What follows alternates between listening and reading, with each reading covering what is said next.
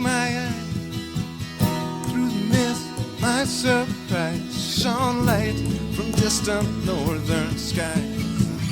At that point, I realized I don't know where it comes from, but I know it's okay.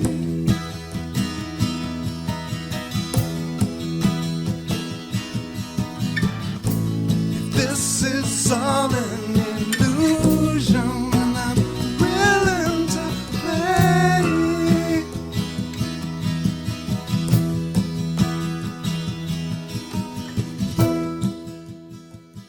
Welcome to the Quantum Guide Show, interviews with awakened masters as they share their quantum work with you. The Quantum Guide Show is produced by Karen Holton, creator of the 9 Steps to Quantum Health Transformation, a free 9-step online course to give you the tips and resources you need to thrive. Karen lost and continues to keep off 178 pounds of surplus body weight as she made her dreams come true. Whether you are awakening to the ascension process or simply want a wiser, more efficient lifestyle, this program is for you. No strings attached. The Quantum Guide Show is brought to you in part by Zendome's Orgonite, Karen's unique brand of orgone generators, ethically sourced, handmade, and double charged for maximum effect. Find out how orgone generators work and what they can do for you. Don't be fooled by imitations. Check out Karen's current selection, only available from her website, KarenHoltonHealthCoach.com, and on Facebook, facebook.com/Quantum Health Transformation. Enjoy the show. Welcome back to the Quantum Guide Show. I am pleased to introduce you to our guest today, Shawn, Kevin, Jason. And today we're going to discuss a fascinating subject, precognition and retrocausality. But first, let me tell you a little bit about him. Shawn is a lifetime experiencer and independent researcher who has been on both sides of the paranormal phenomenon.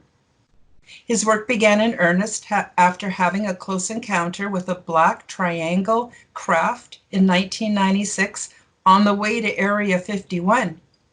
He is also a self-proclaimed precognitive and believes his ability to foresee future events has led to new insights on the nature of reality and its relationship with the unexplained. Shawn's story has been featured in books by authors Kim Carlsberg and Ryan Sprague.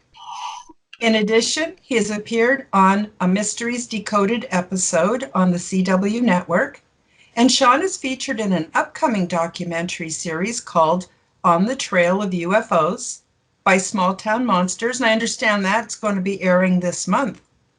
Shawn, welcome to the Quantum Guide Show. I'm so delighted to have you on the show. And I also have precognitive abilities and have a little bit of experience with retrocausality. And so I'm so excited to compare notes with you today. Hello, Karen. Thank you for having me on. It's such a pleasure. My pleasure. Can we start off by clarifying some terms for those, who may not be familiar so that they get our context? So what is your interpretation of precognition? What does that mean and what does that look like for you? Precognition for me is essentially a foresight of future events before they take place. So, for a lot of people that may mean Nostradamus or something to that effect. Mm-hmm. Mm-hmm. And then what about retrocausality? How does that fit in? Well, most people are, familiar with causality, cause and effect, as we were taught in school. So retrocausality is a relatively new subject for a lot of people. Essentially, retrocausality is where future events influence the past. Mm-hmm. Mm-hmm. So the cause and effect is more or less reversed than what we're used to thinking of it.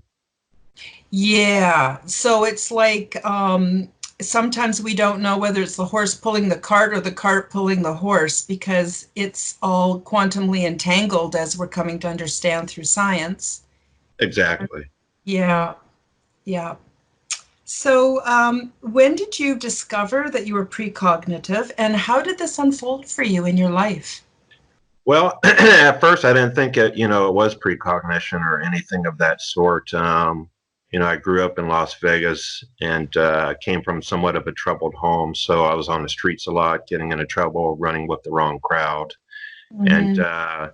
it began one afternoon. My friend and I were just on a street corner, kind of, just, shooting, just talking. And I had my back to the street that he was facing. And he was just talking away. And mid sentence, I had interrupted him because I just got this strong knowing sensation that there was a cop coming down the street towards us. And I had asked him if there's a cop approaching from behind, and his mouth kind of just dropped. And he didn't say anything, but I can tell by his reaction that I must have nailed it. And I turned around and looked over my shoulder, and sure enough, Metro PD was pulling up right behind us. And he looks at me and he was like, "What? How did you know?" He could see the cop car coming, but never said a word. But he was just dumbfounded as to how I knew this cop car was approaching, and that's how it began. After that incident, I was dumbfounded myself. I had no idea how exactly I knew this cop car was coming. But I figured I had done it once. There's no reason I couldn't do it again. So probably a month or two went by before the second time around it happened again. But the sensation, the way it worked the second time around was different. So it was more like static electricity in the air, your hair standing up on end, the hair on the back of your neck standing up. And I just had this feeling, more or less, not like a real strong knowing, but a feeling that, there's a cop car nearby. And I could sense what direction it was coming from or when it was coming. And that's how it began. And for me, I thought it was more like like Spider-Man has a spidey sense. Mhm. He can sense when danger is nearby or about to happen. So for me, it was kind of like I thought it was like this police detection ability kind of thing. And my friends had jokingly nicknamed me Radar, just for my uncanny sense to detect cops nearby. And that's how I thought it was. In the beginning, was just this uncanny ability to detect police nearby. Mhm. Mhm. I bet that came in handy. Well, certainly when you're running on the streets, getting into trouble, my friends learned it was a good thing to have me around Mm. if we didn't want to get busted. So there were quite a few times where it came in handy, certainly. Mm. But that was more or less how it began. Now, the first incident where I sensed a cop car was coming and I had interrupted my friend. There was a similar incident, almost identical to that situation that would happen probably about 10 years later with a family member downtown Denver. And it was during that incident that I had a better understanding of what actually happened that first time around and how this thing kind of evolved and grew into what it would become later. Mhm. Mhm. So it sounds like I know from my own experience, I don't think any of us have exactly the same experiences. We're quite a diverse lot, us humans, but I have a similar thing. For me, intuition is just where I kind of get an inkling. And this is quite different. Precognition is a knowing. For me, it's a spontaneous knowing, and it's bigger than an inkling or an intuition. And I myself have changed, um, prevented things from happening because I knew ahead of time. And it's difficult because the rest of the world is going, ah, nah, you're just making it up, or you're causing trouble to come into your life, or whatever, whatever. But lo and behold, because I know ahead of time, I can prepare, and I've actually been able to reduce the harm in certain circumstances. And how is it for you, Shawn? Is it like that? Is it bigger than an inkling? Is it like spontaneous, you just know? Or is it a body sensation or combination? Well, like I said, it began to evolve as it progressed. So in the beginning, it was just that first instance where it was just a strong knowing, like Mhm. you can't explain the knowing that comes from the experience. But the second, third time, fourth time was kind of just like your hair standing on end, goosebumps kind of feeling, and it went Mhm. on like that for many months until the first time I heard the voice. And that's when the whole thing changed for me. And the ability kind of turned into an audible communication to where it was telling me either what to do or what was going to happen next, along with a gut sensation that would happen at the same time that was very distinct and unique, different from any other physical sensation, that we're normally used to having. So I can usually tell, it was the real deal when the physical sensation would accompany the message. Mm-hmm. Mm-hmm. So the first time I heard the voice, I was in the 10th grade ditching school, and I was hiding behind some businesses. Didn't want to go to school that morning, but I really had no place to go, and I was just ditching like a block from the school. So, you still had truant patrolling the area. You didn't want to be out on the streets. So I was hiding behind a business and just crouched down, smoking cigarettes, kind of hanging out. And suddenly I just hear this voice tell me, run, like, all caps, exclamations, just run. And immediately I was just kind of freaked out, dumbfounded, because this had never happened before. At the same time, I was getting a physical sensation when I heard this voice. And I didn't know how to react. It didn't say, run, go this direction or go that direction, simply just run.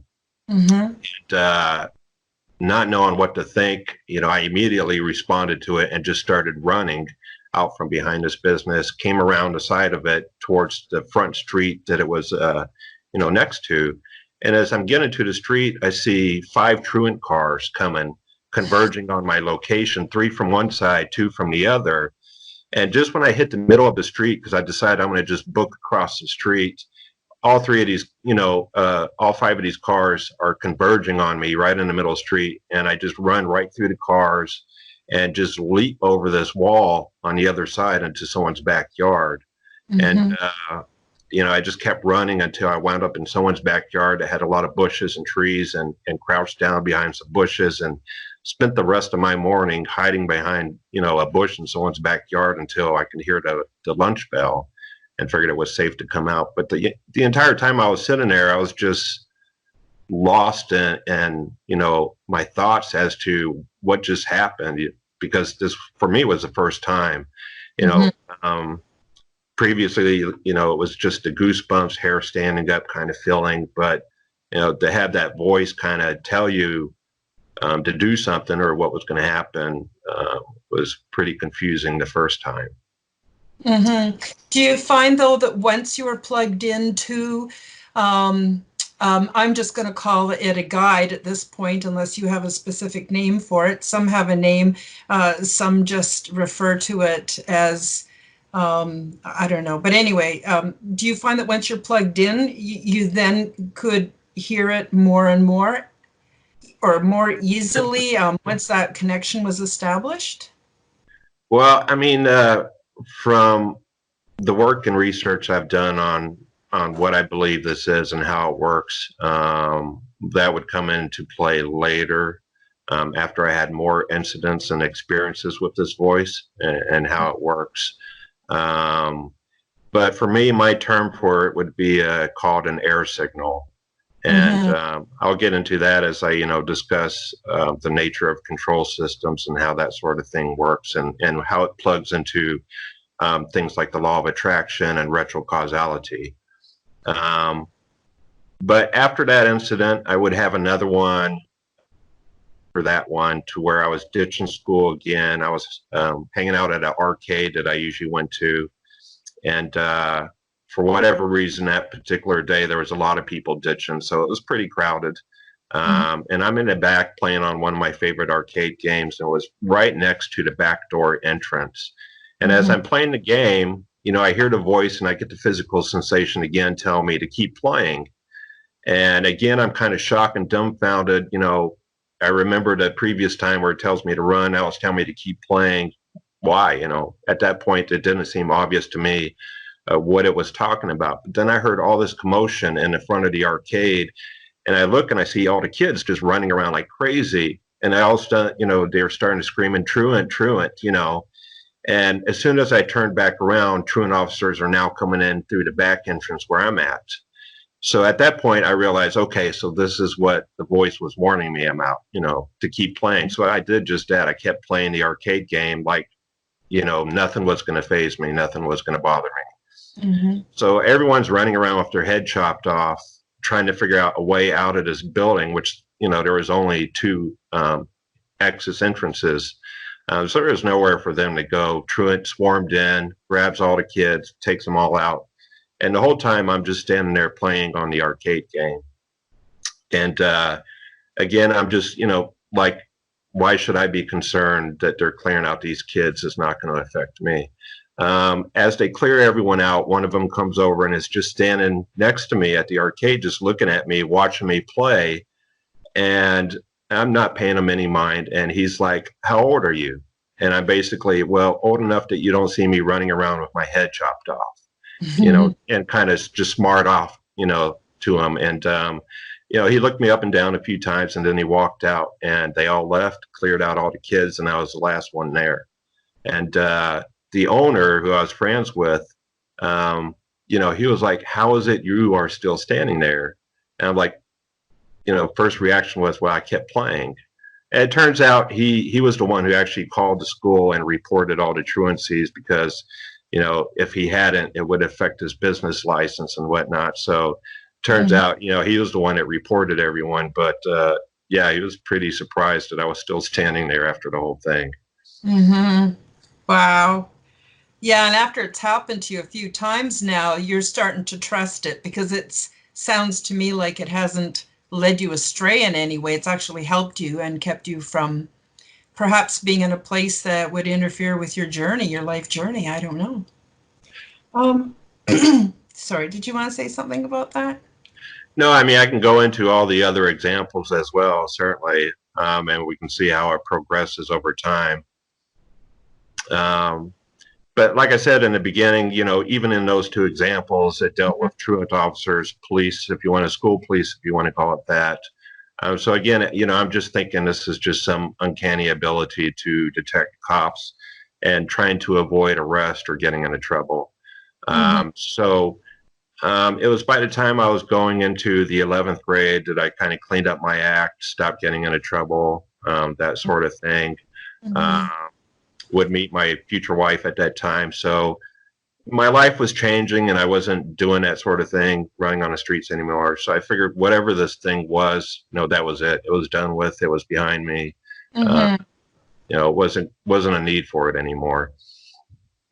So I had joined a softball league on Nellis Air Force Base, and it was a co-ed softball league. And this was later on, and this is the late 80s.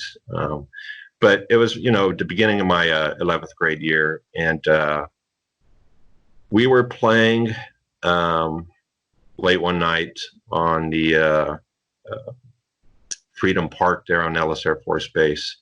And we were at bat, and I was sitting in a dugout. And while I'm sitting there, again, I hear this voice and get the physical sensation, and it tells me that I'm basically going to take the pitcher out. And for me, it meant basically a line drive to the pitcher. So I'm thinking, okay, for one, I'm just, shocked because, previously this has always dealt with cops or running from truant or that sort of thing. So now it's telling me I'm going to take a pitcher out. So I was just dumbfounded, because I thought I was done with it. I thought it was behind me, but here it is telling me this. Not only that, it's telling me I'm going to take this pitcher out, and I have all these people around me now that I can tell what's going to happen. So that's what I started doing, was telling all my teammates, watch this, I'm going to take that pitcher out, I'm going to lay her on the ground. And, I got everyone on my team psyched up. Finally, I get up to bat. My team is, all lined up on the dugout, take her out. They're all chanting for me to take the pitcher out. And she pitches the first ball, and, I put everything into it and miss it, strike one. And at this point, I'm freaking out. I'm thinking, oh my God, I just told everyone I'm going to nail this pitcher. And I already got the first strike out. There's only two more before, I'm going to look like a complete idiot if this doesn't happen. So she pitches the second ball, And again, I'm putting everything into the swing, and I connect with the ball. And it was like the second I connected with that ball, time just slowed down. And I'm watching this ball, just it was just booking straight towards her. And I'm watching it, and slowly she's, I can see her hands moving in slow motion, trying to catch the ball just before it flies right between them and just square in the chest, hits her. And it's almost like in the movies where you see someone get shot with a shotgun at point blank and they go flying back, kind of like that. Mhm. That's exactly what had happened to her. She just flies back off the mound onto the ground. And my first reaction is just run. You hit the ball, got to get to first base. So I run, and I'm halfway to first base, and then it just hit me. I just stopped running right there because I realized that, it happened exactly as I said it would. And I turned to my right, and all my teammates are lined up against this chain link fence with all their jaws are just hanging wide open, and they're staring at me. They're staring at her. I'm looking over at her now, and she's kind of just lying on the ground, lifeless at this point, and is not moving. And I'm thinking, uh-oh, is she dead? Is she, what's going on? Because she's not moving at all at this point. And now I'm kind of concerned that I might have possibly killed the girl, because there's just no sign of life at all. And so I'm just standing there. Everyone else the field is silent. Everyone is just kind of looking at her, waiting for her to start moving, get up, brush it off kind of thing. And we're waiting, and we're waiting, and we're waiting. And finally, the coach and her parents run out onto the field because everyone got concerned that maybe it was more serious than we initially thought. Mhm. And they did get her out, woke her up. She apparently, it hit her with such force and knocked her breath out, and she lost consciousness. So yeah, it was pretty intense. The whole time I'm sitting there thinking, do I run and help her? The ball's right next to her. Is another player going to grab the ball? Still thinking we're in the game and try to tag me out. What do I do? Am I going to go to prison because I just told everyone, exactly what I was going to do to her and how it was going to play out? Mhm. So after that incident, we played that team several more times after that game. And, much to her credit, she remained a pitcher. But anytime I was at bat, they just gave me to first base. They just walked me because they didn't want me, hitting another ball when she's pitching again. And it was after that incident that I decided whatever this thing was, I didn't want it. Because even though I didn't give it much thought before the incident happened, I realized that whatever this thing was, I can hurt people with it. And certainly, I had hurt her, and I don't want to be responsible for either hurting or killing anyone if I used this ability, whatever it was, the wrong way. Mhm. So that's when I had decided, I just didn't want anything to do with it, especially since I had no idea how it worked or what it is or anything about it. Mhm. At that point, I realized it was obviously more than some radar ability just for detecting the presence of cops. Mhm. Of course. That leads to another question. How does precognitive ability intertwine with the paranormal field and other things? How does that fit in? It's kind of the same way with the law of attraction, and that would bring me to my next experience is when I had the Black Triangle encounter. Mhm. Because it was a precog event that led up to that encounter. Mhm.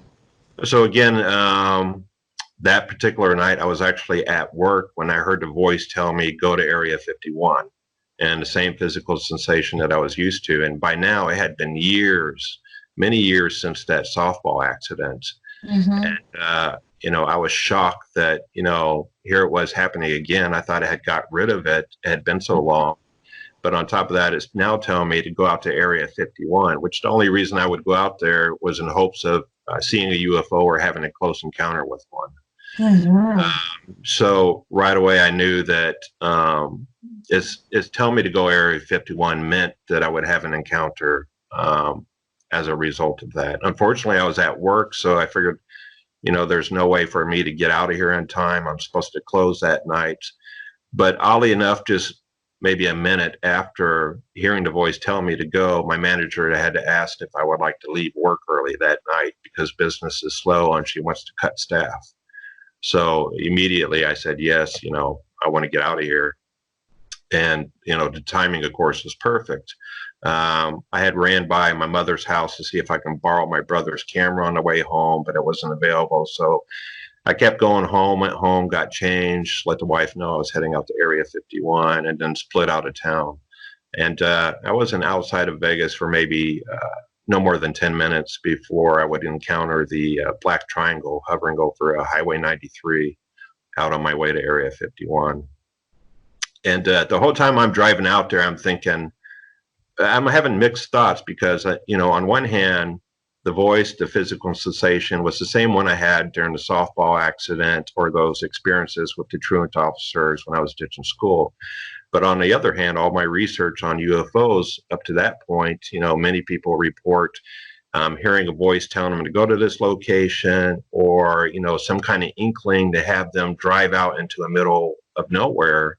And subsequently have a close encounter with a UFO. So a lot of times it's taken as this is some type of communication from extraterrestrials to arrange a meeting with you in the middle of nowhere. So I'm kind of flip-flopping back and forth between these two. And part of me is like, well, I'm probably going to get out there. There's going to be UFO landing. Some ambassador is going to roll out the red carpet, welcome me on board. They're going to answer all my questions about life in the universe. I'll get a tour of the solar system, maybe check out some other planets kind of thing. All the stuff I've heard from all these other experiencers or contactee cases from the 50s. And my mind is just going crazy with all these possible scenarios as to how this might play out. Mm-hmm. So when I see some lights up ahead, at first it was, my first reaction was a car because this was, way off in the distance, a ground level on the highway. And I figured it was just another car approaching me and didn't give it much thought at first. But as I'm getting closer to it, I realized the lights were not moving. So I was then thinking that some car had broke over and pulled over to the side of the road.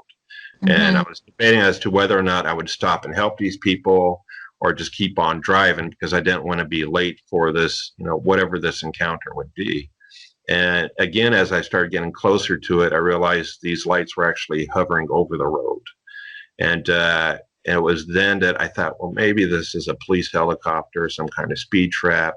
Mm-hmm. And that thought didn't stick long because by then I'm in the middle of nowhere. It made no sense that they would have a speed trap that far out with a helicopter. And that's when it dawned on me that maybe these lights are why I was told to go to Area 51. Mm-hmm. And I grabbed some binoculars I had. I was trying to get a good look at it while I'm driving, just in case it decided to leave before I arrived. Mm-hmm. But that proved dangerous. So instead, I just stepped on it and see how fast I could get there. So I get to the craft and I pull up right underneath it, park it, and it's hovering about 20 feet or less over the highway. And right away I can see it's an equilateral black triangle with 9 white lights in a delta shape, with the front one at the point of it. And you couldn't make out any detail on the skin of the craft just because it's pitch black. And it was darker than the night sky. When you're that close to Vegas at night, with all the light pollution, the sky is pretty lit up and you don't really see much of the stars. So it really stood out against that lighter night sky. And there wasn't much detail to make out of. So the lights on it were really the only thing that offered any kind of detail to study. And looking at all the light bulbs, I realized these were simple filament incandescent light bulbs. Nothing unusual, nothing extraterrestrial or strange about them at all. Standard aircraft floodlights, pretty much. And it was then that I'm thinking, okay, I'm looking at it, I'm seeing it, and I'm thinking, this certainly looks man-made to me. It doesn't look, ET at all. But yet, here's the voice telling me to go to Area 51. Was this an alien communication or something else? What happened there? And so I'm thinking this, and I'm trying different things. I'm revving the car engine, I'm watching the clock to make sure there's no missing time, things of that sort. pinched myself just to make sure this is actually happening in real. Mm-hmm. And decided to grab my binoculars and turn away from the craft for just a split second. And it was right then when the craft decided to take off. And I lost sight of it momentarily.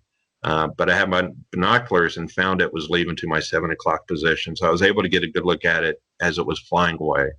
Mm-hmm. And it was basically a short tetrahedron, black on top as well. And the way it flew was essentially as it just hugged the ground 20 feet, regardless of what the ground was doing. It just followed the contours of the ground. It eventually turned right, headed north to the Nellis Air Force Range. And instead of, when we think of UFO sightings and the way they fly, they're kind of just flying up, down, kind of sort of, this kind of just hugged the ground like that. And it crawled up the side of the mountain and just crawled over the top of it and down the other side. Mm-hmm. And, I was just flabbergasted, awestruck at this point. But then I'm thinking, the voice told me to go to Area 51. Maybe this was just a prelude. Maybe there's still another craft out there waiting to meet me once I get there. Mm-hmm. So I drove out there, got all the way to Area 51, but nothing else happened. Nothing was there waiting for me. Drove back home. Again, nothing happened on the way home. So the voice, was telling me to be there at that specific time to have that encounter. And that was when I had my first real paranormal experience with this precognitive ability, if we want to call it that. Mm-hmm. And how does that link into retrocausality? Do you think that the fact that the craft was there brought you to see it, or does that have to do with retrocausality? It does. And at first I didn't see it. I didn't understand it. It wasn't until I had a number of accidents with my daughter and the voice that I began to have a better understanding of how this plays out, how this works, and what's really happening. Because up to that point, again, voice tells me to go to Area 51. You have a UFO encounter. Some would say, well, obviously those were aliens talking to you and this was a setup. Or, on the other flip side of that coin, well, it's precognitive ability predicting that you're going to have this close encounter. And it turns out it's actually neither of these things. Mm-hmm. But it was the accidents with my daughter that really helped me gain a better insight into what this precognitive thing is. When my daughter was still at the crawling age, our next door neighbor was our babysitter, and she had came over to, pick her up and play with her one day, take her next door. And, I didn't think anything of it. We've used her many times and she was trustworthy. So she took my daughter next door, and I was home alone when she comes barging in the front door, yelling and screaming. And, I can tell by the tone of her voice, something was wrong, something was serious. And I come running into the living room, and she's holding my daughter, who's as blue as a Smurf. And I instantly go into panic mode because I know, at that point, she's not breathing. She's not getting any oxygen, and you can tell the look on her face. She's still alive because she's alert and she's looking around, but there's just nothing coming out. And, the babysitter is yelling and screaming, I don't know what happened. I'm so sorry. I don't know what happened. And I'm trying to figure out what to do. I had CPR training previously when I was, working towards being a police officer. So I was familiar with CPR, but it's a lot different with infants just because of their small frame and their frail bones. Can't be that forceful with the infant when you're doing, either CPR or Heimlich or that sort of thing. Mm-hmm. And I'm trying to do the Heimlich on her, and it's just not budging. And, I know I don't have long to go before she totally loses consciousness and then her heart stops. Mm-hmm. And last minute, I decided to try something crazy by hanging her upside down by her ankles and jumping up and down as I thrust into her abdomen on the downward, as I hit the ground. And after about 3 tries, I hear this tink, and I heard this like humongous vacuum kind of sound, like filling a void. And at that moment, but then she lets out this blood curdling scream, and all her color returns. And it turns out that tink, she had swallowed a dime she had found on the floor at the neighbor's house. And this traumatized me, significantly, almost losing a child, especially a child, your child dying in your arms. Wow. And the emotional and psychological impact that it had on me was significant. And that's how it plays into, and that's how I'll get into how this plays into the next events. So when my daughter started learning to navigate, because this was a 2-story townhome, with the first incident, my daughter was learning to navigate the stairs up and down. And we had a fireplace at the very bottom of the staircase where if you were to roll down the stairs, you're going to slam right into this stone fireplace. And that was a big concern with me, with the daughter. So when she was learning to navigate the stairs, anytime I was home, I would always escort her up and down the staircase, and figured, I didn't want to pick her up and carry her. I wanted her to, learn to get up and down the stairs, but at least if she were to lose her balance and fall, I'm right there to catch her, no matter what. And this went on for many months. And when it would go on, I had this mental exercise I was playing in my head, to where I would picture her falling down the stairs, rolling towards me, and I would drop my arms and scoop her up and catch her. And played the same mental exercise over and over and over every time we did this.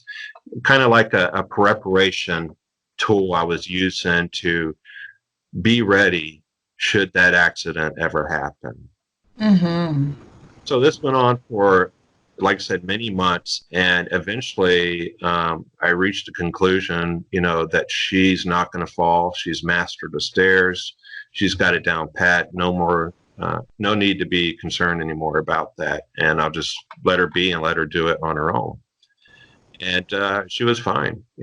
After that, she navigated the stairs like a champ for many more months.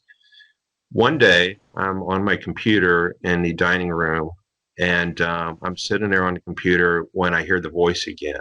And I get that gut sensation. And the voice is telling me, your daughter's going to fall down the stairs.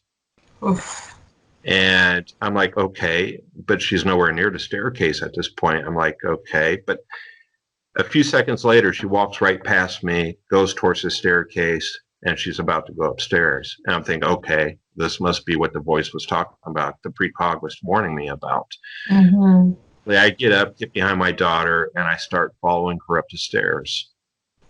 I only get a few steps up the staircase when I realize this is ridiculous, because I'm watching her walk up the stairs, and she's got it covered, no problem. No indication that she's going to fall whatsoever. So I following her, and I watch as she walks completely up the staircase and makes it to the second floor. And I'm thinking, okay, that's the first time this voice has ever been wrong. It's always been 100% accurate. So what's going on? And I'm lost in my thoughts trying to figure this out. I'm not paying attention. I'm kind of off in la la land trying to figure out what just played out. I'm still sitting there on the staircase though, and suddenly I hear my wife screaming and yelling at me. And I turn quickly to my right, and I see she's pointing up the staircase. Just when I turn back around, I see my daughter is rolling down the staircase towards me. Just when I drop my arms down and scoop her up, instantly, like I had prepared for over and over in my head. So I caught her, checked her out. She was fine. She had no serious injuries, anything like that. And now I'm even more dumbfounded because I had just watched her get up to the top floor fine. So she fall down the steps. And this was when I really started getting a better understanding of what we're dealing with and, what's going on. Because there were 2 more accidents with my daughter after that, both of which played out the same way. One in which she had her hand slammed in the car door, and another one in which she got kicked in the face by her older brother on the swing set. And so how does retrocausality play into all this, and what does it have to do with things like the law of attraction and that sort of thing? And what I mean by an air signal or control system. So, like I said, we're used to cause and effect, where something you do now is going to affect or cause something down the road, and it just progresses like a row of dominoes, knocking down. Mm-hmm. The only reason my daughter fell down the stairs was because my precognition told me she was going to fall down the stairs. There was never any danger of her falling down the stairs, and had it not been for that voice, she would have walked upstairs, gone to her room, and everything would have been just fine. So the entire incident happened just because that voice told me it would happen.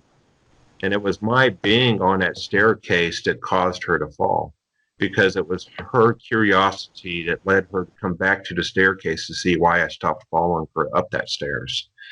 Because when it played out, and when I turned around and saw her falling down the staircase, it was playing out exactly, not similar, but exactly as I had pictured it in my mind during all those mental exercises I did in the months previously when I was, escorting her up and down the stairs. Mm-hmm. And at the same time, when I did those mental exercises, all that fear, all that emotional anxiety, all that I had been carrying with me from that choking accident, I was putting into that mental exercise. Mm-hmm. Mm-hmm. It was very strong, emotionally driven fear that I was putting into this mental exercise of her falling down that staircase.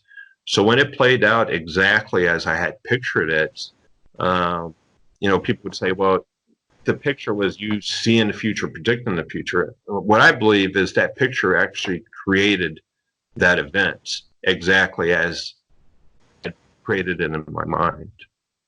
That makes actually perfect sense, because I use the law of attraction myself.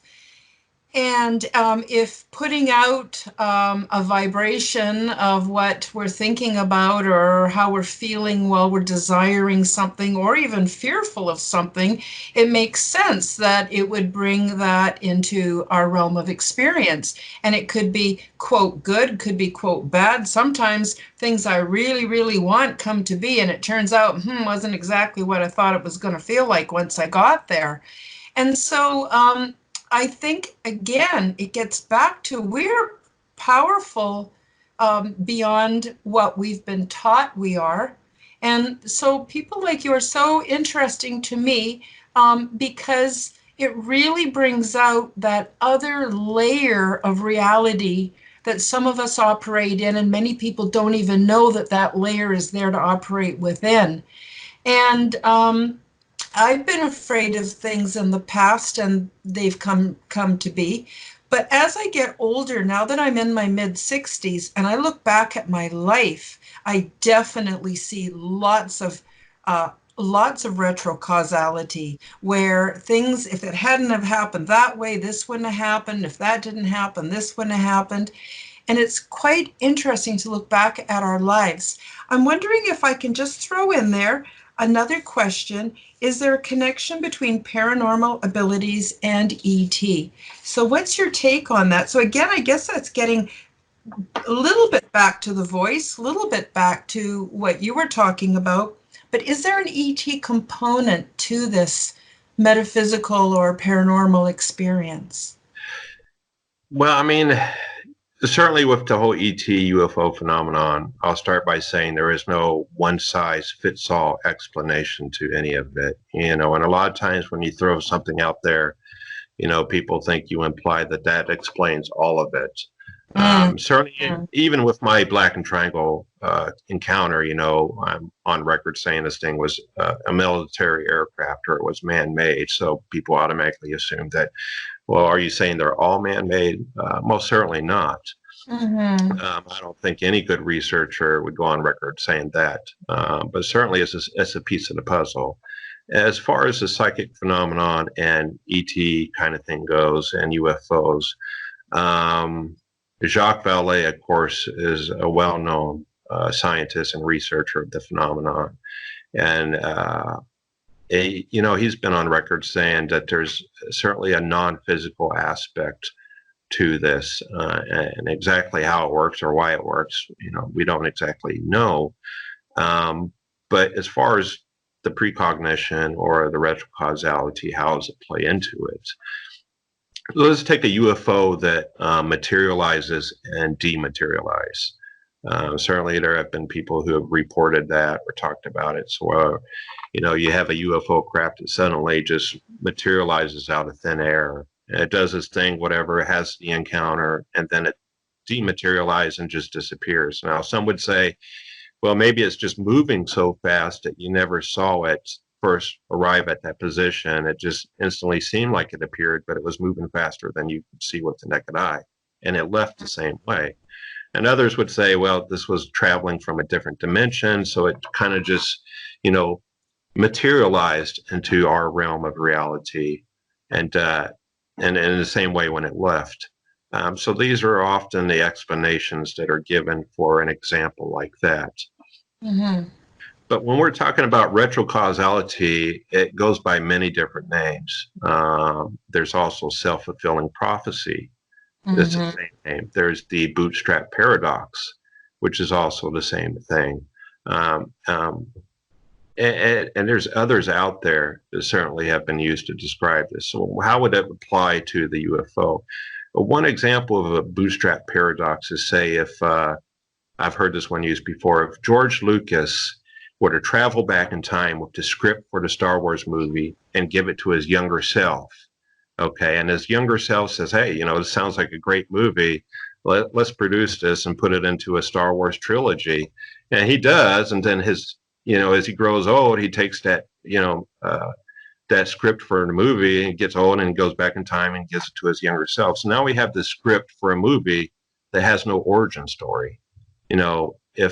If the older self gave it to the younger self and the younger self carried it through his life to the older self, where did the script for the movie come from? It just essentially materialized into existence in the past and then dematerialized in the future. So we have an object that essentially was created and materialized into our reality, but doesn't have an origin story, has no causality story behind it that could be traced back to, well, the paper was produced here, the ink was produced here, the person typed it out here, that sort of thing. So again, with the UFO example, we have a UFO that materialized into our realm and then dematerialized, but there is no causality story behind it. So could it be that this was a bootstrap paradox? And if so, what was responsible for creating this reality as it materialized into our realm? And it could be the person that actually had that encounter.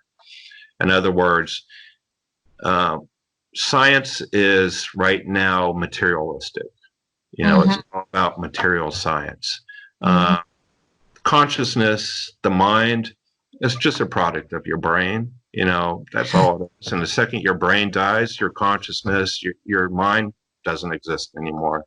And if we look at reality that way, then none of this, it doesn't explain anything. But if you think the other way around, the consciousness, the mind is creating reality to include the material aspects of it, then it could be that in a situation with that UFO, that it was consciousness or the mind that brought it into reality. And that could be UFOs, ghosts, Bigfoot, this thing, that thing, the whole gamut. Because if consciousness is responsible for creating reality, then there's no telling what else is going on that we're not yet aware of or understanding. I would agree with you. I would like to share just a very short story from my own experience that illustrates what you're saying.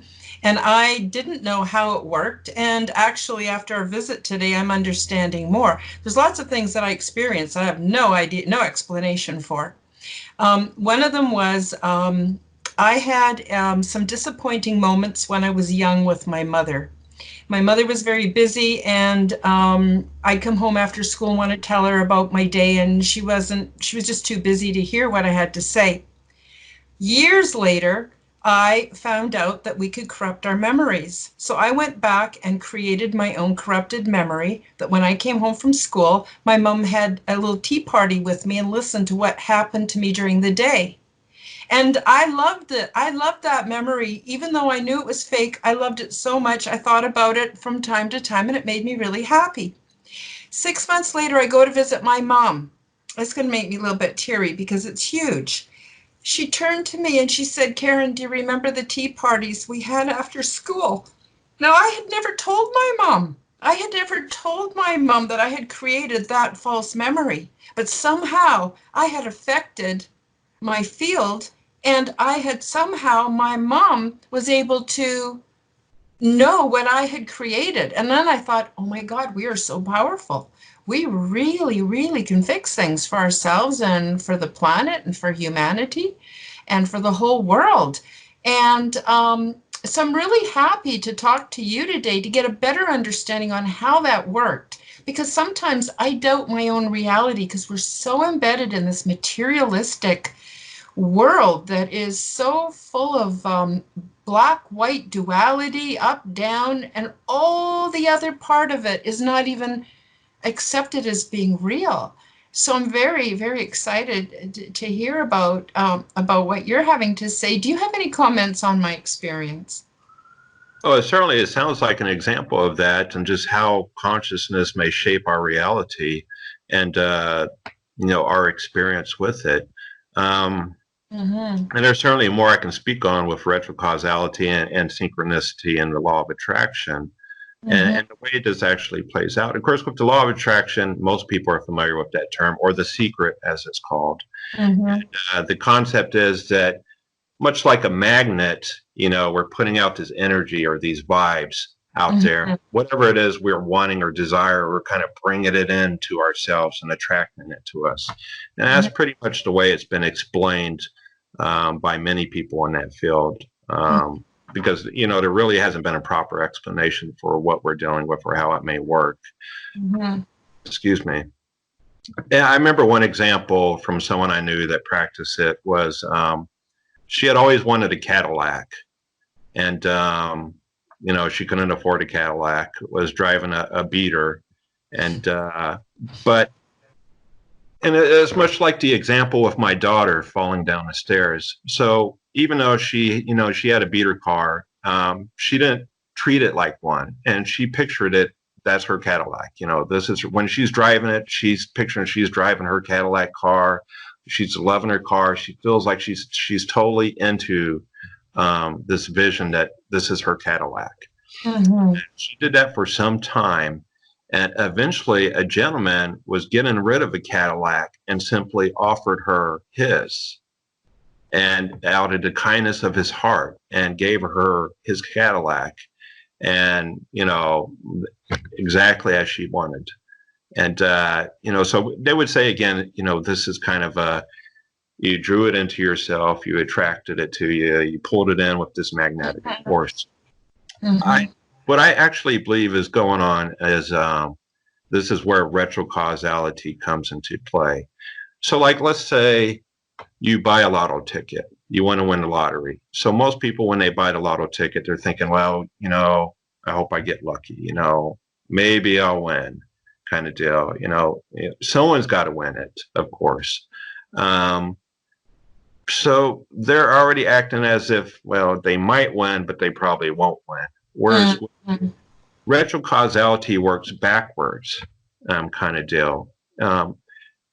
You would act like you already won, like the money is already yours. You've already been declared the winner. You're already planning on how to spend the money, sort of thing. And it seems like reality then works backwards to create that to happen.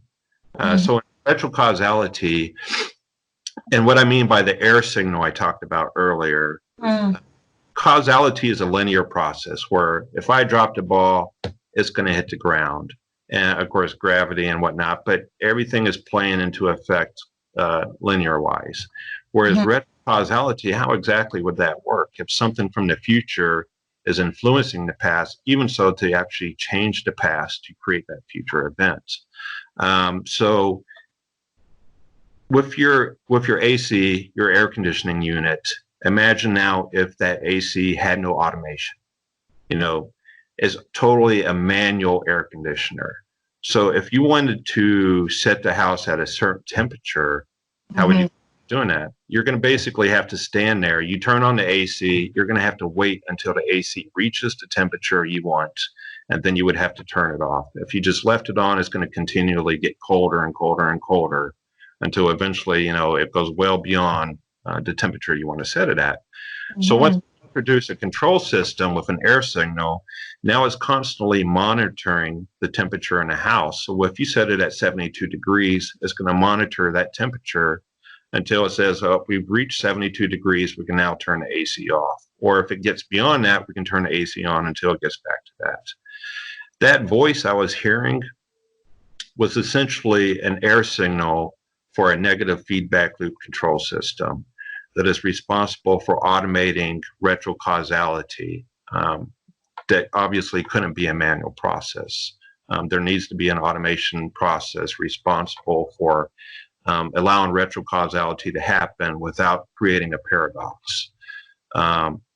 So the voice is essentially like the air conditioner example, telling the AC to turn on because we need to adjust something to alter the atmosphere to align with what is, desired. So maybe like or the Cadillac example, had she never pictured herself in this Cadillac, never desired a Cadillac, her future would have played out and she would have never got the Cadillac. It would have on this one timeline to where that event never had taken place. But her desiring this Cadillac and wanting the Cadillac in her life is kind of like setting the thermostat to 72 degrees, telling the AC, this is what I want. AC is saying, okay, well, it's 75 degrees, it's 76 degrees right now. Based on the thermostat, we need to turn on the AC to cool down the house, get to 72, where in her example is basically putting her down that pathway to that alternate future reality in which she gets the Cadillac that she desires. So it's essentially altering her timeline to put her down that pathway to where this other future in which she gets the Cadillac is going to happen. So that's kind of what we're dealing with retrocausality. And I'm sure you're familiar with synchronicity, to where you kind of are talking about something, doing something, and then next thing you know, this thing happens or whatever, and you're like, hey, we were just talking about that or doing that. So like with synchronicity as an example of where the future has influenced the past, but doesn't change it. So one example is, my now wife and I, when we were first dating, we were going to go stay at her sister's house, and I was going to meet her sister and her sister's family. And the wife was a big fan of Quentin Tarantino movies, Pulp Fiction and all those movies he's made. And she had burned a CD soundtrack, and we were listening to it. And one of the songs I think was Kill Bill. So I'm like, isn't this song from Kill Bill? And she's like, yeah. I was like, and I started asking, so are you a fan of Quentin Tarantino? And she's like, oh yeah, I love, this movie, Pulp Fiction, and this movie, that movie. And then, but, she got carried on all these other movies she likes, and, when you meet someone for the first time and you're dating and you get in all these conversations because you're learning about the other person. And so we're getting into Quentin Tarantino and his movies. And then I was like, well, my favorite movie he made is that one where they're in Mexico and there was like these vampire kind of things. And, I'm not really a movie buff. I watch them. I don't really care who makes them or who stars in them. It's either a good movie or not. But knows all these things about movies and things like that. And I was like, but I can't remember the name of this movie. And for whatever reason, at that moment in time, she couldn't remember the name of that movie. So we're both trying to remember the name of this movie, to where, it had all these vampires at this bar in Mexico. And then all of a sudden I said, oh, that's it, From Dusk to Dawn. Yeah. She was like, yeah. And to our left is a bar that was named From Dusk to Dawn that was modeled after the movie. And I was so shocked that, we turned around and we went back to the bar. It had closed. It was actually a bar/strip club named to Dawn. And so we had taken some pictures of it, got our selfies done in front of it. And so now this would be an example of synchronicity where we're both trying to come up with a name for this movie, and boom, we passed by a strip club bar, same designed to look like that movie. And Yeah. that one got me thinking. So the funny thing was, if I had taken our conversation and flipped it to where if we had first seen the bar and then proceeded with the conversation, it fits either way. Mm-hmm. So if you the sequence of events in the conversation and we were to flip it and put it behind us passing this bar, we would see that the conversation played out exactly the same way, but just reverse. Mm-hmm. So this is an example where that bar, because of her soundtrack and hearing the Quentin Tarantino movies, it triggered this conversation to happen before we passed the bar rather than after we passed the bar. So that's how synchronicity, in my opinion, works, is where future events that are predetermined at this point are going to influence the past and may play out before rather than after. Mm-hmm. Really, really love the way you've described all this, because it's pretty clear and it's easy to understand, and it makes perfect sense to me. I stopped believing in coincidences a long time ago because I realized they're synchronicities. And I also use my synchronicities almost as a kind of a tell to say, yeah, you want to go in this direction, or maybe I don't want to go in that direction, because for me, it's also tied into my gut feelings. But Shawn, we're starting to come closer to the end. So do you mind if I ask you another question, which kind of ties into what we've been talking about? Okay. What advice do you have for those who want to explore their paranormal gifts? Like, for years and years and years, I shut mine down because I thought maybe they could be evil, or they could be demons, or they could be, I didn't know. And I used to go to churches a lot that told me that that was a bad thing and I couldn't do that. It wasn't until I completely became an autonomous human being and was standing in my own power that I started realizing how amazing these gifts can be. But what do you recommend for people who are either newly awakened or people who want to explore their paranormal gifts more or want to experience more of this in their own lives? Do you have any suggestions for people?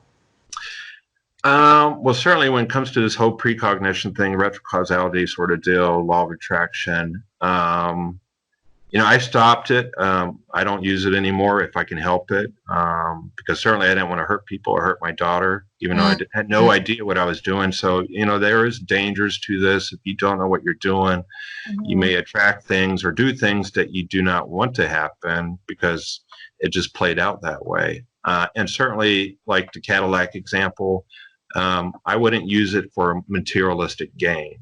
A lot of these things we want, more money, a nicer house, a better car. These are just material objects that really, when all is said and done and you're lying on your deathbed, ain't going to make a bit of difference in your world.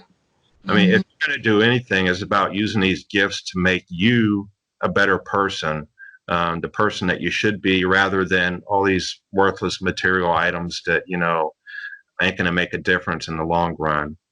So certainly, if you try to get into this or use these abilities or gifts, do so in a way that's going to make you a better person, and not, more gain, more materialistic gain in your life, which isn't going to matter. Good advice.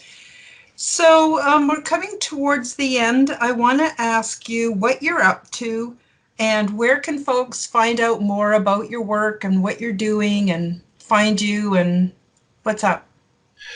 Well, people have suggested I should write a book. I don't know if I ever will. I certainly don't put myself out there a lot or promote myself. It's just not been my thing, but people still find me. You can find me on Facebook.com / Shawn Kevin Jason. And I have a page a lot of times where I just post interesting news about the different things in science that are, basically confirming a lot of what I've been saying about the present and the future, retrocausality, and that sort of thing. Outside of that, that new series from Small Town Monsters is coming out on the Trail of UFOs. You can find my latest interview on that series. And of course, you can search me on YouTube. There are some previous interviews out there. But other than that, I don't really have much out there. And I don't look to gain financially from this or make money at this. I don't make a dime doing any of this. It's just, I like to share my information, my experiences, and, if it helps someone, that's great. Fantastic. Fantastic. So is there anything you want to just say in wrapping up now? I could go on for hours talking about all this. So there's so much to talk about, but I know, we're limited by time, so I'll just leave it at that. Certainly, search it out there is out there. Okay. Well, it's really been a pleasure to meet you. It's been a pleasure to have you on the show, and I know that a lot of people are going to be interested in what you've had to say. And I thank you very much for your time and for your consideration. It means a lot to me. Well, thank you for having me, Karen. It's been a pleasure talking with you. Thank you for joining us for the Quantum Guide Show. Become the change you wish to see in the world. Subscribe to Karen's YouTube channel, click the like button, and share this show with your friends. Check out Karen's website at KarenHoltonHealthCoach.com. All the links are available in the description box below. Until the next time, keep up the good work.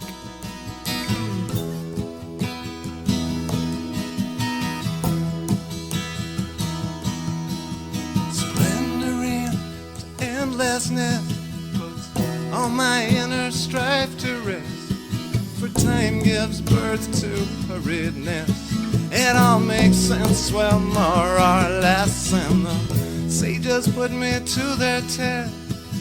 With heart and soul to do my best to find the answers to my quest. I wonder and I must confess, I don't know where it comes from, but I know it's okay.